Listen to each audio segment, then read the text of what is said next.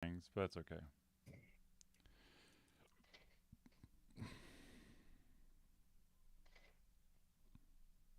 Oh, I see a commercial for Cheetos.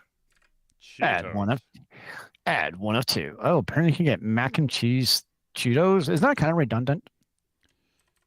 I don't know.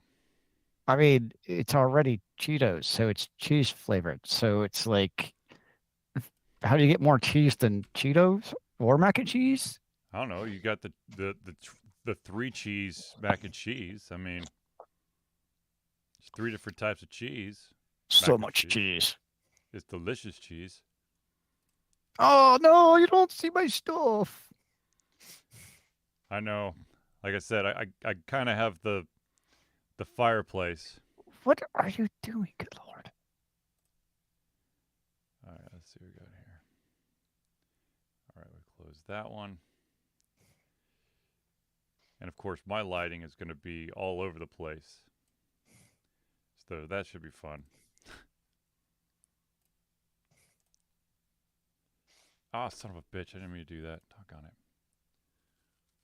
You know where you're trying to like open a bunch of tabs, but you click on the link and it doesn't open a new tab. It just All the basically time. it just fills the tab that's already open. Son of a bitch. You bastards. All right, well, let's see what we got here.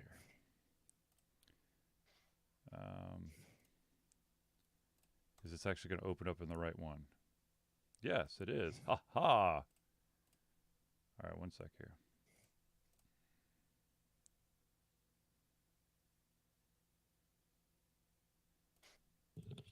Okay.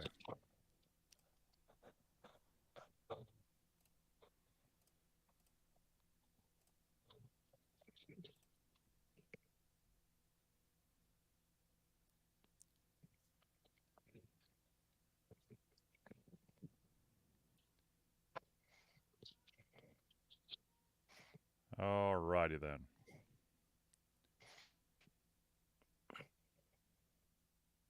Okay, seriously. What the hell?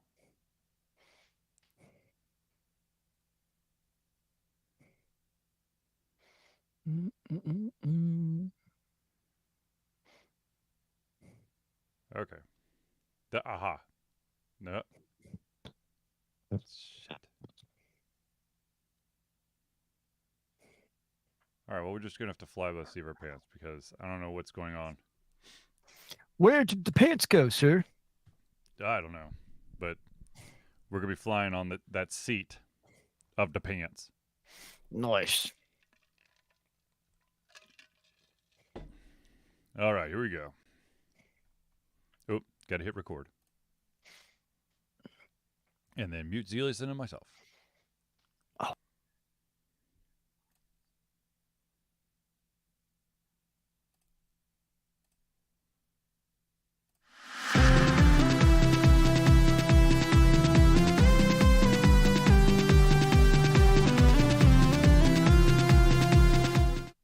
Hello, ladies and gentlemen. Welcome to another Disjointed Confusion Thursday night hangout. Hello on Christmas Eve. Or happy holidays, days for those who do not celebrate Christmas.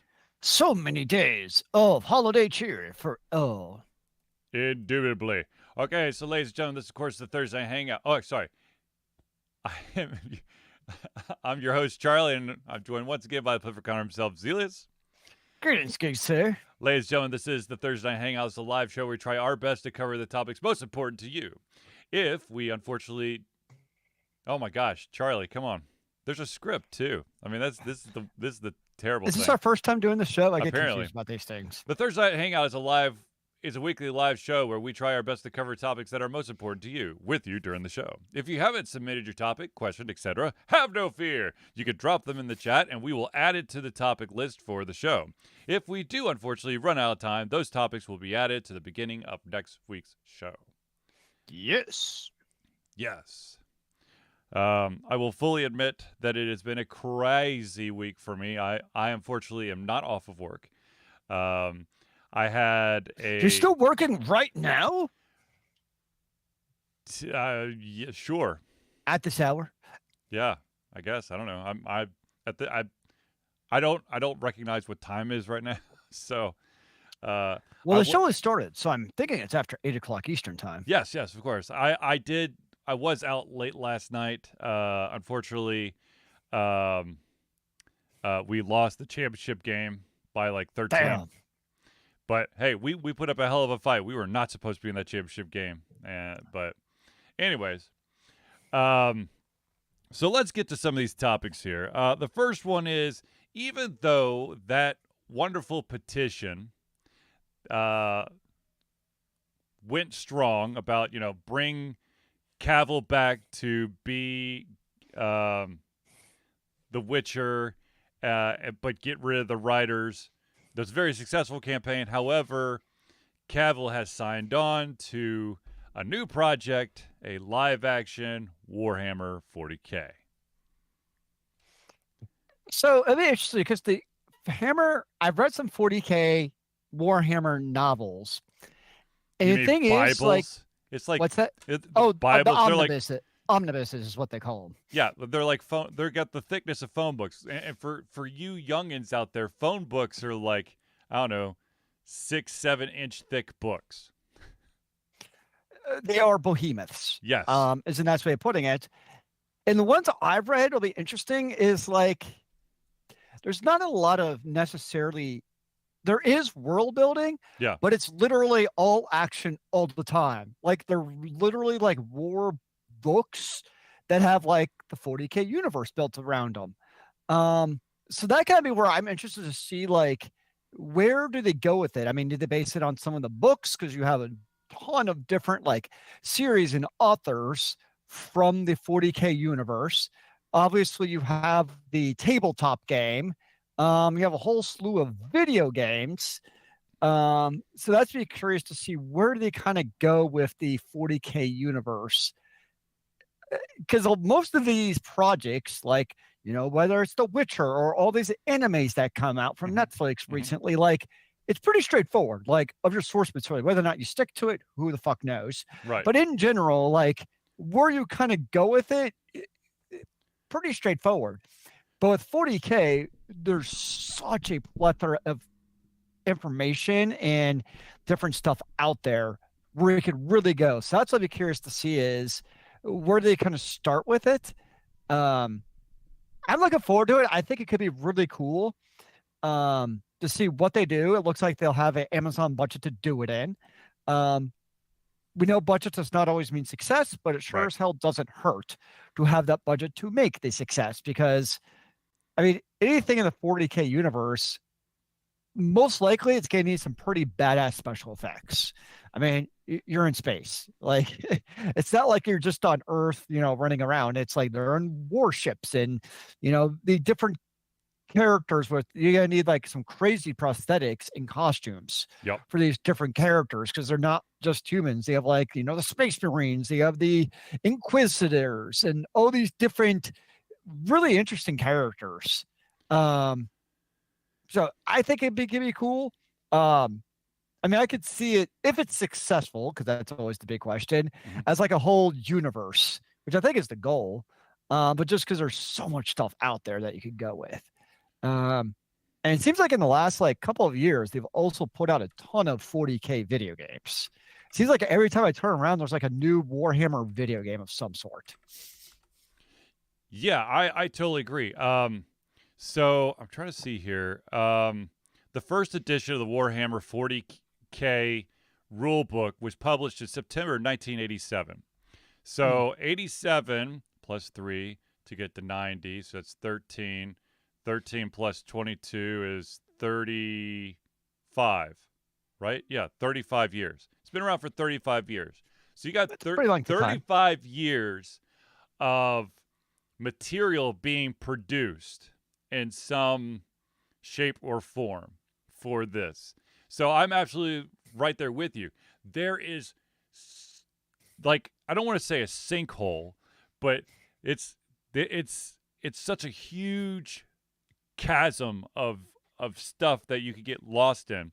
And I'll be totally honest with you, for the when it comes to the video games, they truly are hit or miss with me.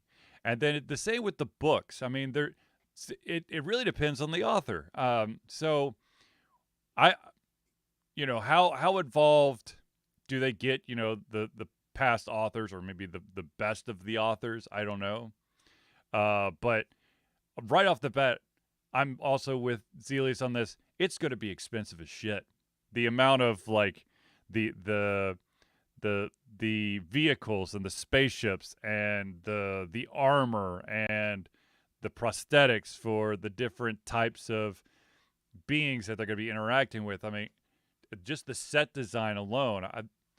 You think that here's the thing. This is if this first season is a success whenever it comes out. It'll be interesting to see how fast Amazon signs on for a second season, because this, to me, kind of is in the same vein of like Sandman. Sandman's expensive to produce, and Netflix wait until like the 11th hour to be like, you know what? Yeah, okay, we'll do it. But then again, Sandman is Neil Gaiman, and although Neil Gaiman's like, I'm in, let's just do this, and Netflix was the one who's dragging their feet. Whereas I don't think you really have that center, big name on Warhammer 40K is a big ass name by itself. But to be totally honest with you, to the average Joe and Janes out there, if you say, yeah, man, I'm so excited about this 40K Warhammer 40K show that's going to come on Amazon, you're going to get a lot of shrugs. It doesn't have probably the name recognition out of it. Like inside the gaming community or a lot of books, we've heard of 40K, but outside of that, what I would also be curious of, at some point, would they pick up, because there's like they're going 40K, but there's tons of other time periods within the realm of Warhammer.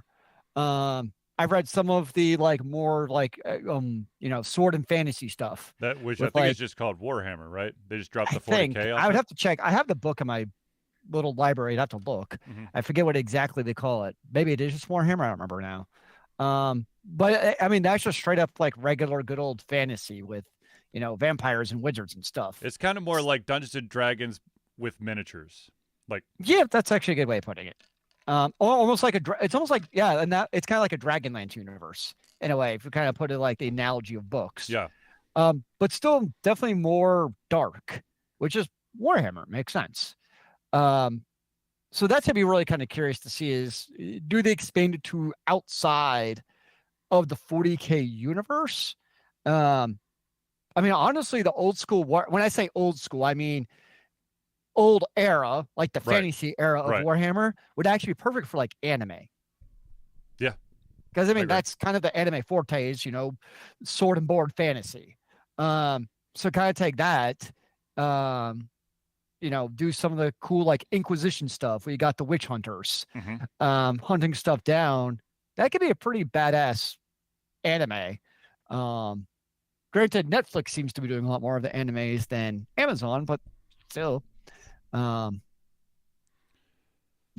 I'm interested. I mean, it's cool. I think that Cavill finally got his teeth into something he could dig his, teeth into. Right. The funny thing is he probably could have made, I'm guessing, a lot more money doing like something else.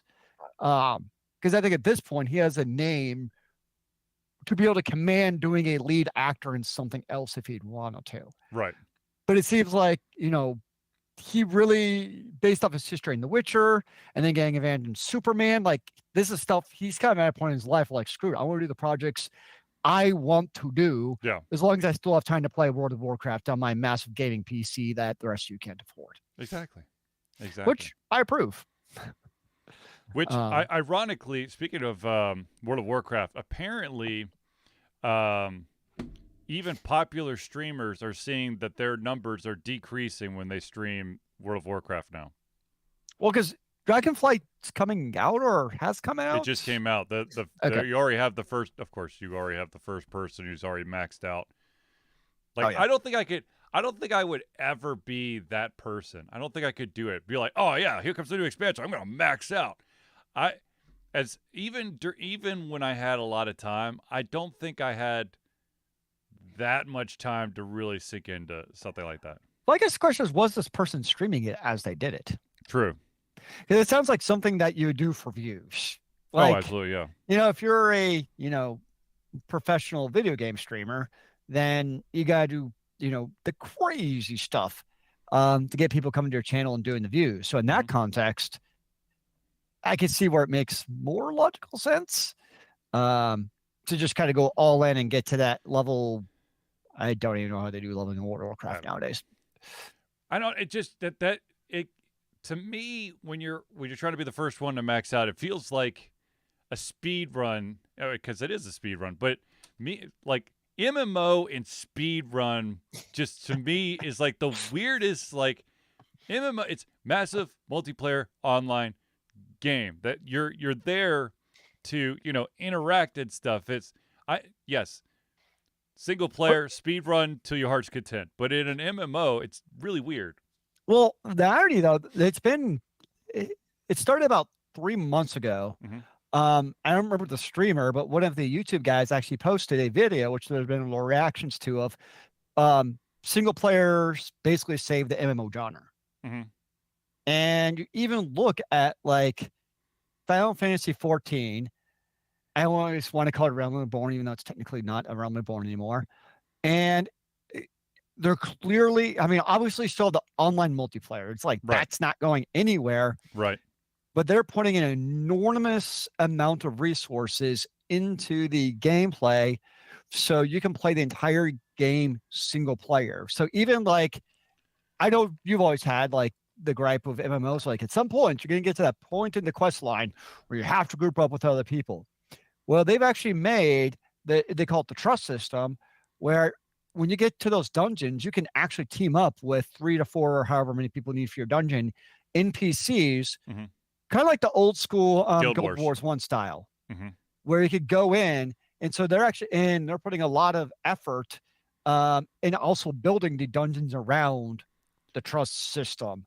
So you can basically do I think there's still stuff you have to do with people. I don't think everything is that way. But Yoshi P, the director, has basically stated that like, I want to make it so people could play it single player if they wanted to get to end game. Damn it, Zelius. Because this is literally, I mean, this is why I love Defiance so much. Was that, you could jump in and do like a big boss battle or whatever, but I was a fucking lone wolf through my entire time. I put a ton of time in that game too. But I will say, sorry, go on. No, it's like I've been burned so many times by asshats and stuff, and I feel like, yes, there is some enjoyment there's definitely some games out there that are more enjoyable co-oping, but at the same time, to have that, I guess that option of just doing it single player and seeing the difference, being able to compare and contrast is huge for me. I would say I played a lot of MMOs over the years, and 14, is by far the most non-elitist group for regular like content I've ever played. So like what I mean, like we're doing like the leveling up dungeons that you have to do to like progress your main story quest. If you jump in like, hey, I've never been here before, like people don't care. They're like, cool, man, just follow me. Especially because like a lot of it, even like as a tank, you basically don't even need a healer. Just with how overgeared, so people don't care. Obviously, once you get to the end game raids, people care then. Right. That's where it becomes dumper. But pretty much all the MSQ main story quest stuff, like nobody really cares at this point. A, because the community is really good, and B, because like they've dumbed down the content a lot. But it would be a stupid amount of hours for.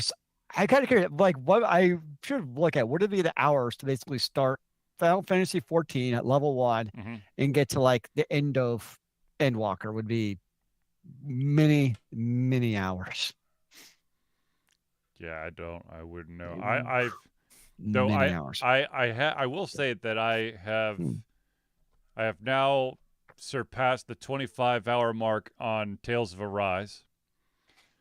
Oh, nice. I believe I have my full roster or close to it.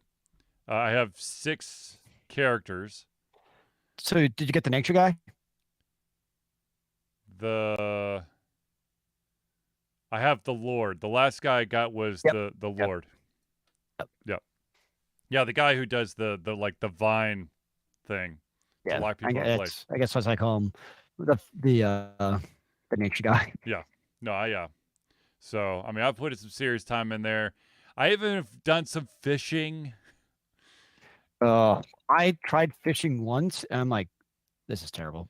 The to be totally honest with you, the fishing sucks. But you got to figure out a way to catch like a bunch of random fish so that you could potentially get a better fishing rod, so that you can actually catch the fish you're trying to catch. That's Otherwise, you have got to be the luckiest SOB in the world and be like fast on the button presses. Otherwise, the fish will just keep popping off the reel every single time. So let's see here. Single player. So according to How Long to Beat, Yep. Final Fantasy 14, the average, like to beat the game, I'm assuming that means like beat Endwalker. Yep. From level 1 is 232 hours. Oh yeah, so just a couple days.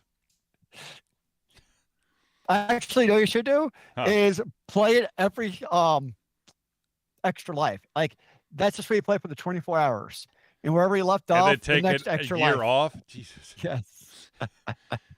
I just see 10 years later, you finally beat 3 expansions ago. Yeah. I don't think that would work real well for me, Zelius. Damn it. Seemed like such a great idea at the time. Yeah. It's unfortunate. Yeah, no. But yeah.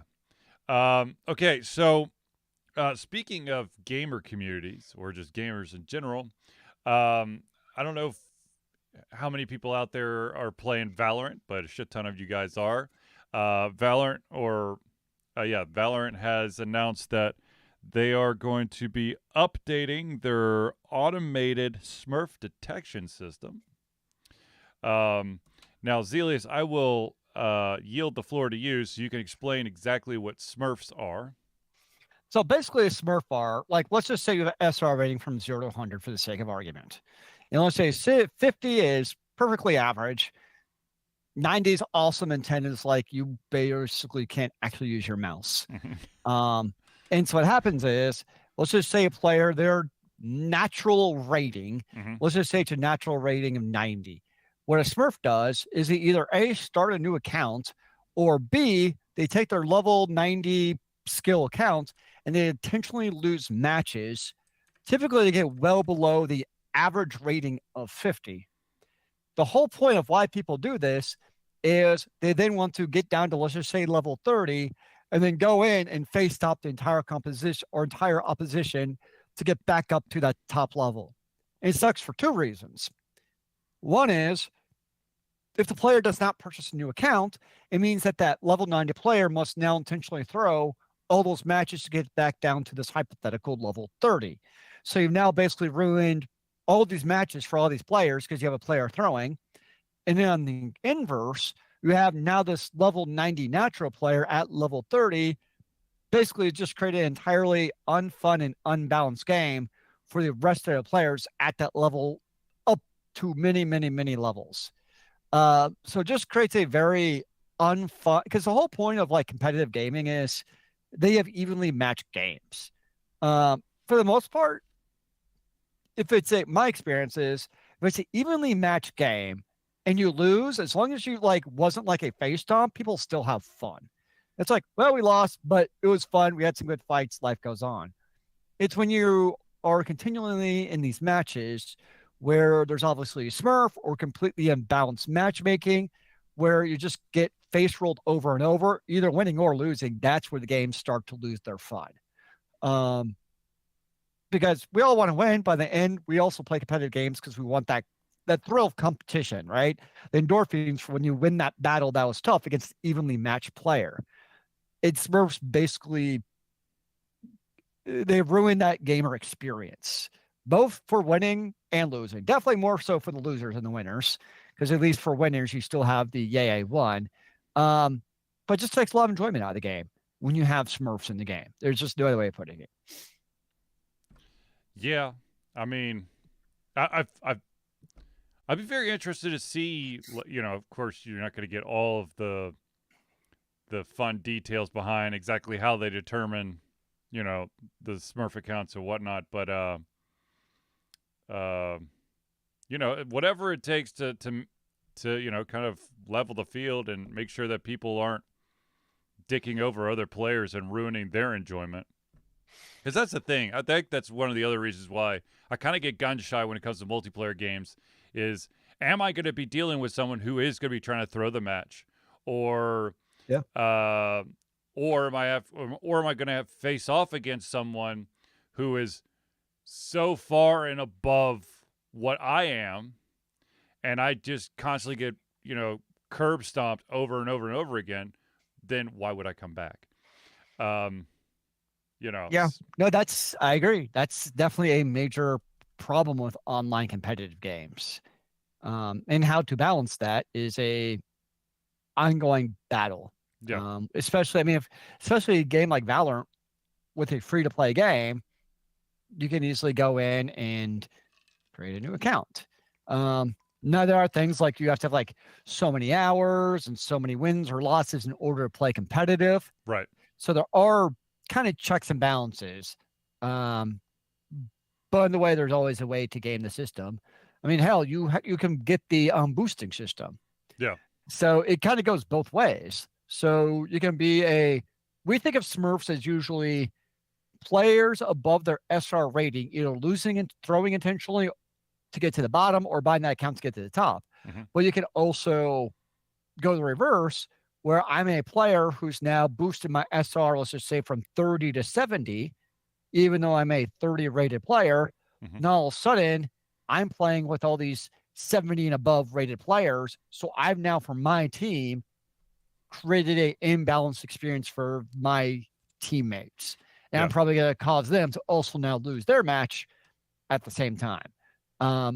That's not nearly as common, I think, because it's also bloody expensive. I've looked at prices just for the hell of it because I'm always just curious. And I'm like, no.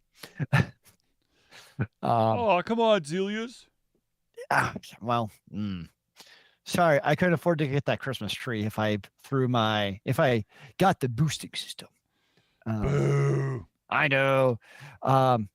Actually, if you want to get boosted, instead take that money and pay for coaching. That's a much better use of your money. Because there are some really good coaches out there who can help players improve. That's a total, I think, if you're really into a game, that is a actual worthwhile investment of money into a game that you're passionate about. Yeah, I personally, I mean, this is one of the other huge hurdles that I personally face when it comes to games, be it digital or analog or whatever, is that sometimes just the entry into it is just so monumental or confusing or difficult. And I know that if I could just figure it out, I would like it. But having someone to help me or to coach me in, the basics and maybe some of the nuances so I could actually, truly enjoy the game. Because I'm sure that, the couple of times that I played the MMO you play while playing another MMO, EVE Online, I probably could have gotten more out of it if I had someone who, kind of coached me or really taught me what really was awesome about the game. Because all I did was I just mined. That was it. It's kind of ironic, though, now that, do you fully work from home now? Yes. Now that we work from home, I'm kind of like, is EVE the perfect game to play now? Because you just do some tickets, and then on your 5-minute break, you can just log in and move your mining to the next system. So I've kind of actually thought about that. I'm like, is EVE the perfect work from home game? Yeah, just 27 jumps will take you 3 minutes and 45 seconds. Go do what you need to do. Just keep to safe space, and you'll be fine. I've actually thought of it. Haven't done it, but I'm just like, it's interesting. I mean, you got your lunch break, just log in for a few minutes, and while you're scarfing down whatever you do for your lunch. That's if I remember my lunch. That's my problem. Is when I'm working at home, I lose track of time. Oh, I don't forget. I can't go without eating. I got my 2.5 square meals a day. I have my yeah. I guess technically, when I'm thinking about it, it's 2.5 because breakfast is kind of like a snack, Yeah. lunch, dinner, No, couple snacks sprinkled I don't throughout. miss a meal. Yeah. Um. So here's some fun news, some exciting news, potentially, sort of, for anybody out there who is a Google Stadia owner. Yes, we understand that the Google Stadia is shutting down in January. However, if you had previously purchased the Ubisoft Plus multi-access pass Oh, for Stadia, they are now going to basically gift you games huh. To use like on just to redeem at their store or like through any. their Ubisoft Connect account. Okay. So I mean, that's better than nothing. yeah, um, so it's kind. I mean, it's hooray! A little like a little silver lining. I'm trying to figure out what the games are. Um, though they say okay, so no, I still don't. I still can't figure it out. But one interesting thing is that someone asked, and I don't know the answer to, but what happens with the save game data? Is there a way to transfer your game saves to like a different, because if I'm on the Stadia and then I get Mm. on like Steam or the Epic Store or whatever, is there a way for me to take that save data and put it on? Because technically, I'm still on my PC. However, it is a different platform because you're going from streaming to your actual PC. I could not begin to tell you. That is Yeah, a good I question. don't know. But Yeah, that would be very interesting. it is a good question. But at the same time, I think that developers would be really gun shy to do that because if you like if like the only way you could do it is they would have to hand over a file to you, then someone's going to reverse engineer that shit and then like break the game by changing variables and shit until they like, make god mode. I mean, that's basically the PC. Right. But you could still like encrypt some stuff probably a little bit better without having to, like I don't know. It'd be a very timely thing, I would assume. Yeah, I feel like most games are definitely, well, not definitely. Most games are not cross-platform, but some are. Like Yeah. it seems like the mobile games, like mobile games, I mean the iPhone games, they Right. then can then play your PC. Those tend to be cross-save. Yeah. Um, but then like your actual kind of bigger, what's called AAA titles, those don't seem to like it do it as much. Well, actually, you know what? Come to think of it, let's say that you have an Ubisoft account, um, and you have to use that Ubisoft account, or your Ubisoft account is connected to your Stadia. Maybe you could transfer it that way. You got me, yo. I don't know. Food for thought, ladies and gentlemen. Food for thoughts. I mean, I don't play a lot of Ubisoft games in the first place, so I'm not much help there. Yeah, to be honest with you, I think the only Ubisoft games I really play, and I haven't played them in a long time, are probably the Assassin's Creed games. I always got bored of the Assassin's Creed games because I felt like I was doing the same repetitive thing like an hour into the game over and over. It moves, the story moves somewhat, but it's mostly assassinations and whatnot. Yeah, they just never quite held my. I've tried a couple of them and they just never quite work for me. Eh, Yeah. to each their own. All right, ladies and gentlemen, we're going to pause real quick to do friends of the show. These are the amazing people who are patrons of Alta Confusion or have helped us in some other way. And we love to stop and give them some love and attention every single Thursday night hangout. So without further ado, let's jump into it. The first one, of course, is the Indie Cluster. The Indie Cluster is an organization of independent game developers that want to gain exposure by being involved in the community. They collectively journey to popular conferences as a traveling booth to help gain attention for their games. They make partnerships in local communities to bring games to the mainstream mindset. They highlight local, unusual, and rare concepts that challenge the paradigm of the common. They also host events to teach kids and minority groups about game development to hopefully one day enter the industry themselves. For more information, go to indiecluster.com. The next shout out we got to give to is a gentleman we met at the convention that shall not be named. But he is an amazing person, a very hard worker, and of course, who we're talking about? We're talking about Noodle Boy Media. Founded in 2015 by Andrew Tran, Noodle Boy Media, previously Wet Kid 47 Media, is your choice for professional photo shoots and panel recordings at conventions. They pride themselves in providing a high level of professionalism, top-notch experiences, and quality services. If you want more information and to view their full list of services, check out facebook.com/noodleboymedia. Noodle Boy! The next one, of course, is the amazing individual who can help take away many of your aches and pains. Yes, that's right, ladies and gentlemen. Hero Chiropractic is a unique healthcare practice set up by Ryan Moore. The company's focus to elevate a patient's experience of freedom, creative expression, and joy. They believe that everyone can be a hero and has incredible heroic potential inside themselves waiting to be unleashed. Hero Chiropractic focuses on mobile chiropractic care in the greater Atlanta area. They are committed to healing clients by creating a plan of action uniquely suited for each person. They make that plan of action as convenient and affordable as possible, and most importantly, suited to your individual needs. For more information, go to herochiropractic.com. Now, the next shout out we got to give is to the gentleman who leapt in our 11th hour with our weird music issue because what was once not copyrighted became copyrighted. Ladies and gentlemen, let me tell you a little bit about CrossPad Creative. Need a new logo or want to work on a full branding and content strategy? Or maybe you need music or audio for your content, just like Ultra Confusion.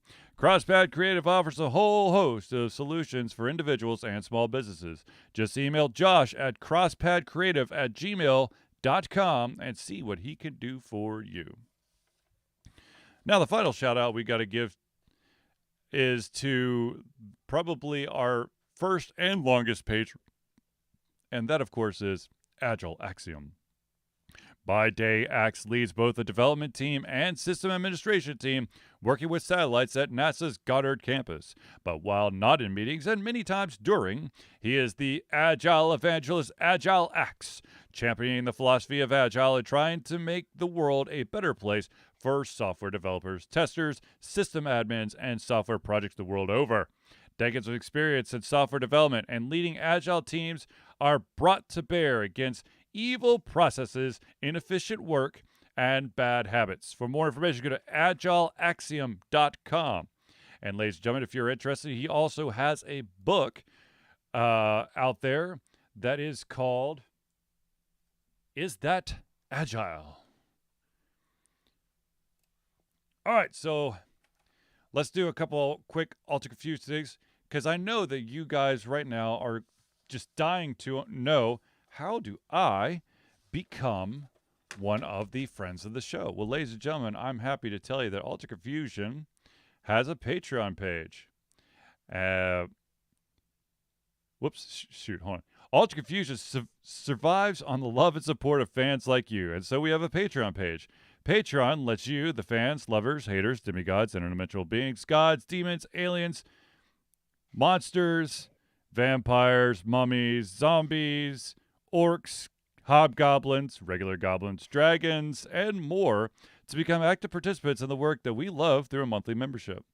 This gives you access to exclusive content, community, and insight into our creative process. In exchange, we gain a bit more freedom to do our best work and the stability we need to build an even stronger creative career. Currently, we have two different tiers. So the first tier is the $1 a month. That's $1 a month or $12 a year tier. And what that will get you is early access to all of our playthroughs, as well as the ability to partake in patron-only posts and polls. If you are feeling a little bit frisky, you can go up to the $5 a month. That's $5 a month or $60 a year. Not only do you get everything at the $1 tier, but you also get your name or organization added to our thank you section of every single Thursday night hangout. So if you're interested in becoming a patron today, go to patreon.com. That's patreon.com/Altered Confusion, all one word. All right. Now, I made mention of the Amazon exclusive anime that was based off of the Critical Role game that was a YouTube success.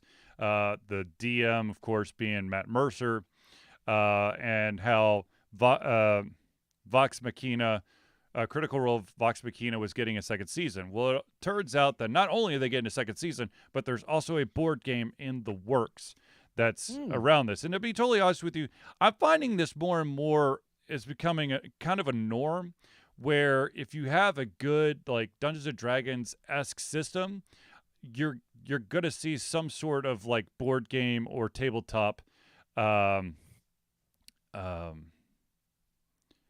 system in place. What it's called is Till the Last Gasp. It is a 2-player dramatic storytelling game of duels, where it will be coming out February or March of 2023. It'll have exclusive Vox Machina character sheets for special duels. So, pretty sweet. Not gonna lie, kind of cool. And Nice. and I know my kids aren't around. I got one of my kids kind of like it's kind of in the vein of Dungeons and Dragons, but it's definitely just like cards. I think it's Crystals of Prime? no, Jesus, no.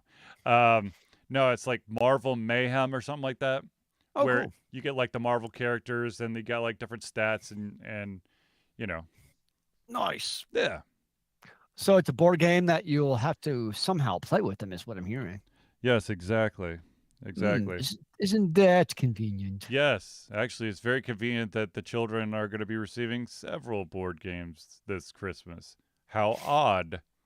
How odd these were all on Charlie's list at one time. How odd that we will mysteriously have things to do when all of us are off next week. That is actually a good call, sir. Yeah. I have my moments. What can I say? I have There my you moments. go. Very, very nice. Very nice. There was something else I was going to tell you, and I can't remember what it was. Dang it. I have forgotten what my next story was going to be. So if you're doing board games, I actually played one that you may find interesting. I was over at a buddy's house. We played. Hold on, let me pull up what this is. What is it called? I took a picture of it because it was so much. So it's called Dutch Blitz. Dutch Blitz. Okay. So you ever play Egyptian Rat Screw? Yeah. Basically, it's a formalized version of Egyptian Rat Screw. Interesting. It's like 4 different colors, like 1 through 10. Everyone gets like dealt cards, and you basically put cards face up on your pile. You put 1 into the middle, and then anyone can play off of that. And the object is to get rid of the cards in front of your face. So, like, if it's a 1 and you both have 2s, like me and you, now it's a race for both of you to play that 2 simultaneously. Gotcha. It's a fun game. I highly recommend it. Because you can always play at a slower level with kids. But yeah, it's a fun game. Okay, and the name of it one more time? Dutch Blitz. Dutch Blitz. It's a wonderful, good game. Yes. It's actually that way on the box. I'm not just making it up.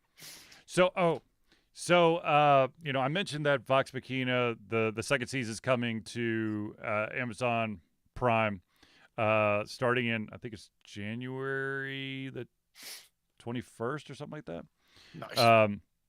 But there is another Amazon Prime original show called Paper Girls. Hmm. And it's based off of a graphic novel that because I have Comixology. Jesus Christ, I've got a lot of fucking subscriptions. Comixology is basically like the Kindle Unlimited version, but for like graphic novels and comic books. Yep. And Paper Girls was one of those. It might actually be a Comixology original, um, but it's based on you have of course Paper Girls. It's exactly what you think it is. It's a bunch. It's a group of girls who deliver morning papers. Um, but something bizarre as hell happens the day after Halloween, that morning after Halloween, they call Hell Day. Something happens and it changes everyone's life. And it's really interesting, but at the same time, like, I don't know. It's so fucking confusing. I've watched like 2 or 3 episodes and I'm like, yeah, this is really close to the graphic novel, and I was scratching my head during the graphic novel cuz like what's this? Cuz they add layers Hmm. of what's going on. So you don't know anything really because you think you're starting to figure shit out, and then another thing is plopped on there. And you're like, oh, okay. Interesting. Yeah, but definitely worth a look see, I have to say.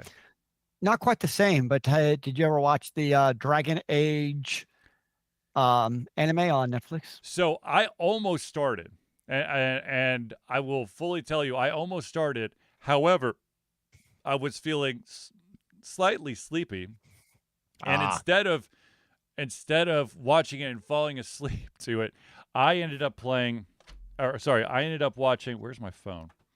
Do I have my phone? I ended up watching. And I did, thankfully, I did fall asleep. So it's a good thing that I didn't start watching it. But um, my kids and I have gotten really into Scooby Doo. hmm, And there was a show back in 2015 called Be Cool Scooby Doo. And so I just put that on. It's nice. great. But I mean, I don't think, even if it was the most interesting show on the earth, I would have made it through because, You're out. yeah, it's just like I said, it's been a really long week for me with work and whatnot. So No, it's good. I definitely recommend it. so is it like if you had to compare it to like Dragon Dogma? I would actually put it between like Dragon Dogma Mm-hmm. and Arcane. Okay, Arcane being the first, or No, were you? Arcane being Dota. That's not Dota. I thought it was Dota like Arcane or something. No, the Arcane is League of Legends That's what I'm thinking of. Wow. Yeah, I'm thinking of League of Legends. because there Yes, is a that's what. Dota anime there too. Oh, they're all so. It's similar to all of those because I could literally Dota and Dragon's Dogma are the same in my head. Yes, They're both I agree. like set in the same setting. They both have a dragon. They both have gods and shit. Like it's the same. I was thinking about it last night. I was like, I really can't remember which characters are from which anime. Which is, I mean, they're both good. That's not a criticism. It's just, it is what it is. But no, I would put it between those two because I'm calling Dragon's Dogma and Dota the same damn thing. Yep. And League of Legends, kind of like in between those two in terms of like art style Mm-hmm. and the actual um, storyline. The storyline actually reminds me of Dungeons and Dragons. Sweet. You have to watch. I don't want to give any spoilers, but just with what happens would definitely remind me of a Dungeons and Dragons campaign. Is actually probably the best way to put it. All right. Yeah, I will fully admit that um, there's definitely like you. I sometimes confuse anime and can't remember what character goes to which one, and it usually revolves around for me. Like I don't know what's I can't remember what the name of there's a disorder that people have where they don't recognize faces. Like Yes, I know what you're talking about. so Yeah. for me, a lot of like the mech, the giant robot animes, I can't Yeah. remember which one is which, or what character is from which one. I mean, the guy's like, "Oh yeah, I'm from this one." I'll be like, "Okay." In my mind, I'm thinking like 7 different animes, none of which is the one you named, but okay. You look familiar. I could definitely see that. That's funny. Yeah. Yeah, that makes sense.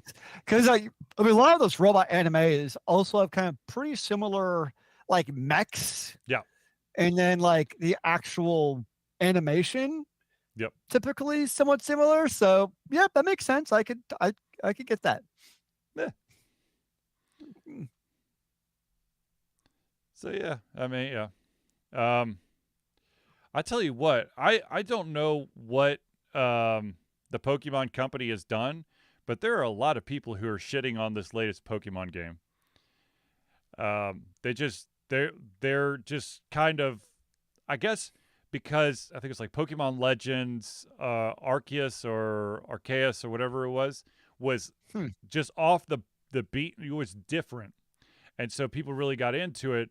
And then with this, whatever it is, Scarlet and Purple Yeah. or whatever, everyone was expecting something, something different, something exciting, something new, and it's just basically like the same formula that you had since the handhelds, and so From what people have I've been heard, it shitting on it. also has like an insane amount of grinding, is what I've heard. Yes, that too. Yeah. I- Like, and like for me, like it depends on the game. mhm. Like, if you want to grind, I mean, think especially like RPGs to beat like the uber non-required boss, then sure, go for it. Right. Um, I don't particularly enjoy grinding for like the main storyline, but like if you want to go beat the Emerald Weapon Part 4, Yep. sure. Okay, that's different. Or obviously MMOs. Like MMOs are made to grind. So like both of those cases, I get. Um, but like when you just have to like endlessly grind, especially like the same mobs over and over, just for, like the main story in a single player game, like Mhm. that's not very fun to me. Yeah, I mean, I think for me, d- through most RPGs, I'll end up doing some grinding, probably some excessive grinding, simply because I want to feel comfy on some of those boss battles. But forcing a gamer to have to grind consistently through a game would really grate on my nerves as well. But that's really that's with like Pokemon and a lot of these games where they have this huge ass roster. The reason why you have to grind is because there's this wonderful mechanic where only the characters or creatures or pets that are currently in your active party get the experience, Yeah, that's true. which is, oh my god, how fucking annoying is that? Now in Pokemon, what they've done is there's several instances where you're leveling up your main team, and you're gonna fight a Pokemon basically to submission, so you can hit them with the Pokeball and capture them. And as you progress through the game, the Pokemon's level is going to be higher than one. It's not like you're going to be catching level 1 Pokemon and all the rest of yours are going to be like 60s and 70s. But at the same time, after you've captured it, you're still going to have to, you'll still have to grind it to get it up to where you want it. Or, and this is where, you get the real gotchas, is you need the evolve or evolution. Um and then of course, I'm not really going to go into the wonderful corrupt way that a lot of these free to play games do it, is not for the evolution of the character. Well, actually, yeah, the evolution of Yeah. the character. You got to get so many copies of the character or so many copies of the item, plus a binding crystal or some crap like that. And just to grind. That mm, that's the shit that drives me absolutely up the wall. Oh yeah, that's always like that's where like the free to play a lot of those hero games, like we have like the 5 or 6 squad, that's where you always hit the wall. Is when you need to get your 5 star to 6 star, you need like 3 copies of that same hero, and it's like, of the same hero at the 5-star rating. yeah, it's like, good And lord, it took me like 2 months to get one of these heroes. exactly. And the only and this character only actually starts at a 2-star rating. So you need 3 2-stars. Actually, you need 9 2-stars, so you get 1 3-star. And then you got to do that 3 times. So you're 27, and it's just, and so I you still end have up it having somewhere on my like 115 or something. I still have it on my phone somewhere when I used to play Kingdom Hearts Unchained. Mm-hmm. That's exactly how it was, and there's like a flow chart that you'd like keep track of as you're leveling up your characters to try to get to the correct stars. Yep. And if I so I remember I was really into that game. I didn't play for like 3-4 years. Mm-hmm. But it's kind of funny because I logged in and like all of my characters were no longer like not relevant. So it's like, damn, I spent all this time on these characters. Yeah. And now it's like, I mean, those were like 4 or 5-star characters. Now it's like 12-star Uber Sephiroth with a black border for free. And it's like, it kills everyone in one hit now. I'm like, well, okay. Yeah. No, yeah. Yeah. Then again, I mean, I've the Dot Hack actually had an interesting Dot Hack GU had an interesting mechanic where if you maxed out, you can combine your weapons or your accessories or your armor. I think it was 5 times. So once you get up to +5, it becomes a supplement thing where you can add it to anything within 5 levels of its current level. So if it was like a level 20, you could add it. You could basically sub like a level 25 whatever. So that's nice. So it meant like if you spend all that time leveling up that level 20 thing, you could still make it relevant as you Yes. leveled up. Yeah. That's a cool way of doing it. Yeah, like you grinded and you just have a shit ton of this stuff, and you could basically, hell, I mean, you could probably, if you grind through the right places, you could have 4 + 5 items, and that's the other thing is it didn't have to match. Oh, nice. Yeah. So, it was just a +5 weapon. So any weapon, it didn't have to be like the specific sword or gun or gloves or whatever. So I mean, that would allow you to combine quicker. Cuz oh my god. That drives me batty. You put Also, out the bat signal. speaking of combining, this is one thing that has pissed me off about Tales of Arise. Real quick. When you get to a certain part in the game, they are going to, when you go to the blacksmith, they're going to give you option to make a better version of a weapon. And there's been many times that I've had that weapon, not the improved version, but that weapon, but because it's equipped, it's not shown. It doesn't shown as me owning it. So I have to unequip the item, then go back into the blacksmith to then make the item and then equip it back. Whereas I don't remember that happening, honestly. Whereas what should happen is it should see, is it in your inventory or is it currently equipped? And if it's currently equipped, unequip, just like flash up a warning saying you're about to unequip this item or something. But it's, oh my God, I can't tell you, like, having to go through additional menu steps to do this shit. Is that with the accessories or weapons? Weapons. I don't remember that ever happening with weapons. The accessories, the only thing you got to worry about with the accessories is that you can't enhance accessories that you found. You can only enhance accessories that you made. Yeah, I don't remember that unequip issue, but who knows? No, dude, I had to do that with 3 weapons today. I was just like, oh my God. Nice. Because I'd finally got like all these pieces, and I would go in there and like excited, like, all right, got all these pieces, And then as soon as I got in, I'm like, oh, son of a bitch, it's still equipped, isn't it? Oh, well, I got to exit out of this and then open up my Yep. character screen, then go over to equipment, select the character, select some random ass item for him to have equipped, then go back in, select, yes, I want to build this. Yes, as soon as I build it, equip it so I can have the right stuff. Yeah, I could see that. And just kind of like an aside here, when you played Tales of Arise, did you try to find all the owls? If I knew they're around, yeah. Like it was obvious though, Yeah, the usually little because they the do like the little little ooh. yeah, the little hoodle would pop out and go. Yeah. So I mean, if like I knew they were around and I saw the owl, Mm-hmm. then yes, I would find that damn owl. Yeah, But I wasn't like searching in every nook and cranny to be like, is there who here? Is there who here? yeah, So I wasn't being like, I found most of them too, just by natural gameplay. yeah.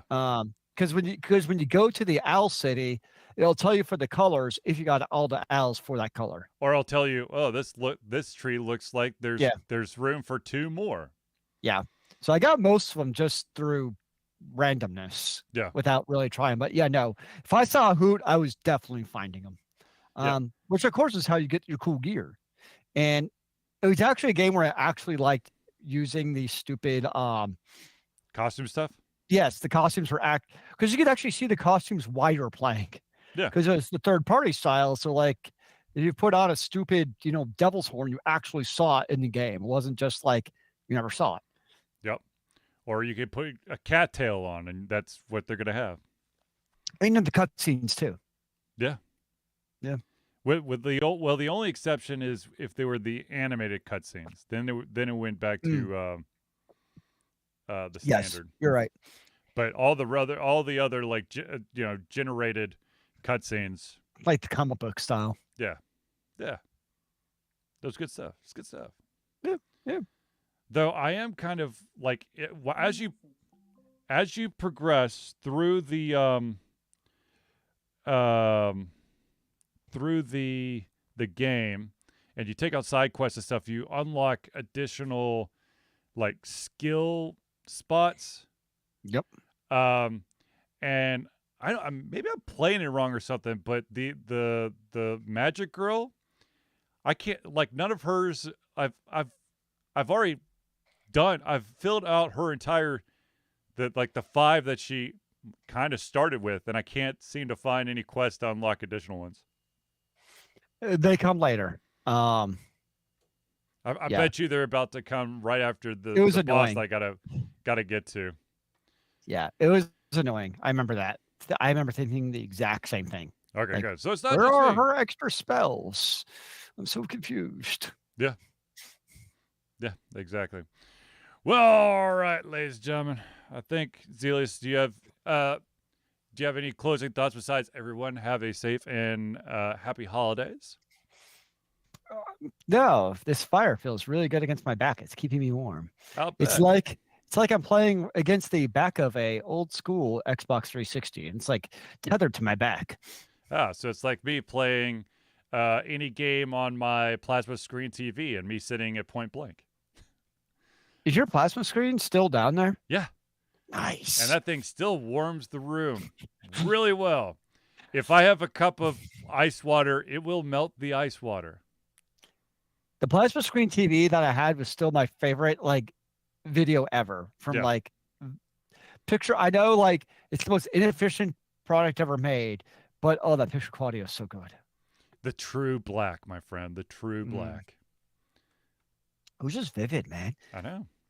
It also weighed like 60 pounds. Oh, dude, mine is yeah. They're It's they're a 2-man behemoths. job. It's a 2-man Yeah. job. You I mean, that's a relic now. It's probably worth some money in the black market. You can't buy them new. No, hell no. No.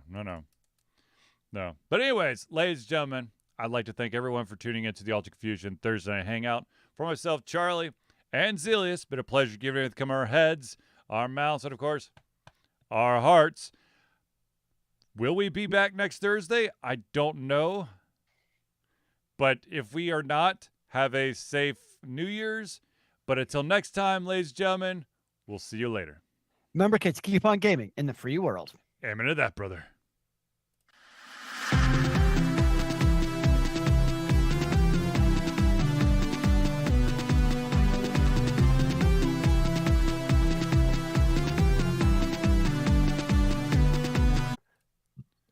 Nice. Woo! All right, kids, I got to stop the stream. I need to talk to Zelius offline and then off air, and then I have to get to bed because I have a long day of work in front of me. But everyone, have a